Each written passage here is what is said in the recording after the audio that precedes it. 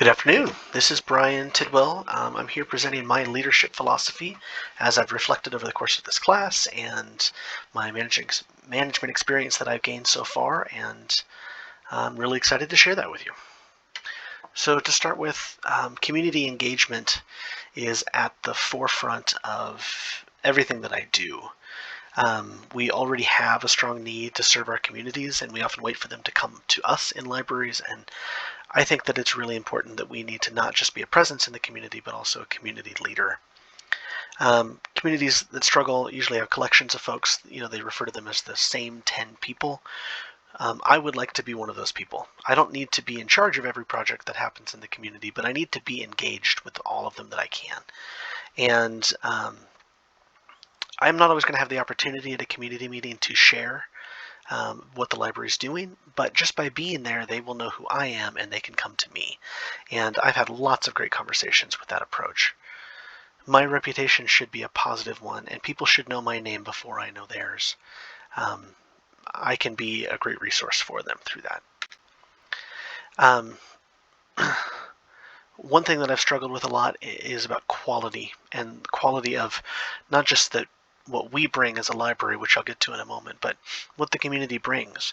So struggling communities are where I would prefer to serve, and I found that people often base what is good or feasible, or they base it upon what they've seen before, and that lack of imagination can really inhibit growth and can stop a community from thriving. Sometimes you save an old beautiful building, sometimes you don't. Sometimes you build a new facility, sometimes the money's not there to do it, and that's okay. It's okay to not do something just for the sake of doing it, and that's an important part of what I value in community leadership. We can also show the value that we have through the quality of what we provide for services. So if I have a program idea and I can't get somebody great to do it and I'm just going to muddle through it myself, that may not be the best idea. If a book is looking pretty ratty, let's get rid of it. Let's get some new clean furniture in the buildings. Let's let the community see that we take them seriously and that we value them through what we provide. We also have the opportunity to provide other things. When I'm embedded so deeply in a community partnerships happen a lot. And the wrong time to meet somebody is when I need them.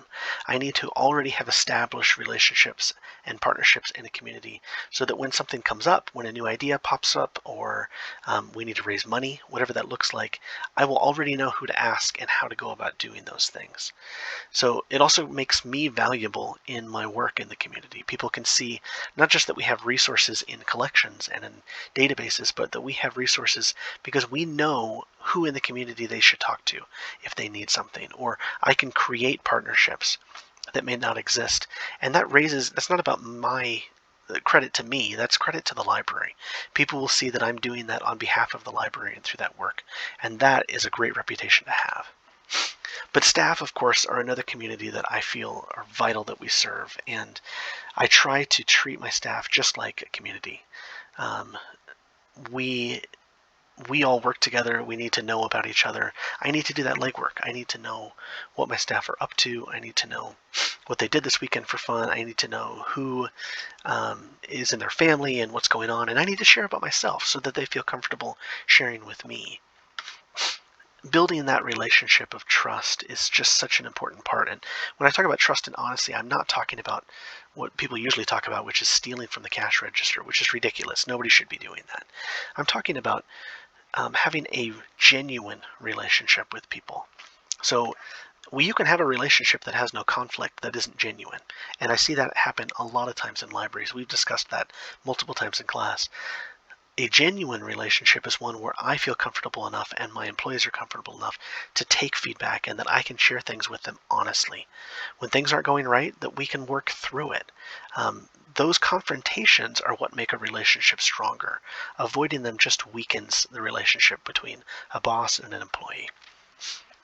And when it comes to my example, I need to be there. I need to stay late. I need to take the hardest jobs. I need to plunge the toilets. I enjoy doing those things. And a lot of what our work is customer service in a public library, and everything that I do needs to be about supporting that. Obviously, if I'm in the community and doing a lot of engagement, I need to be able to I need to be able to let my staff run the show. And to do that, well, customer service needs to be a mindset that we all discuss all the time. So I need to be nearby in a difficult situation so that I can either model behavior if they need me to, or I can give feedback, and that we can have a conversation about what's working, what's not, what language was used, what were we doing, what did we do well, what did we not do well. And I want those conversations to happen even when I'm not in the building. I want those conversations to be happening all the time. We should all be trying to improve. And that's why supporting mistakes is so important. We have to provide opportunities for mistakes to be made, and that's okay. That's part of growth. And when we evaluate for that growth, then we create a relationship that isn't about correction, it's about growth. Evaluation should always be about setting goals and meeting those goals. And my job isn't to make somebody the best employee at my library, it's to make them the best employee that they want to be. I once had a partner in an interview team that didn't want to hire somebody because they thought they'd be gone in 6 months because they were so talented. And I've never disagreed more with a colleague before. My community deserves the best person now. If they stay for 20 years, great. If they stay for 6 months, that's fine. My job is to look at the asset that I have in front of me and grow it. Obviously, though, all of this service, and when we talk about servant leadership, we talk about service fatigue, and it's a real thing. I want my staff to see me struggle. I think that's important. I want them to see I want them to see that I can push through and I can survive, so that they can do so as well. But drawing those lines is really important. Recognizing that I can't do everything, that I'm going to fall short, and modeling that behavior may even be more important in a customer service environment than anything else. I have to draw those lines in those relationships. I can't give everything to everybody, and that's okay. My job is to be a solid asset for my employees, a solid asset in the community, and be somebody that people can rely upon, that they can come to in a pinch. But that's my presentation.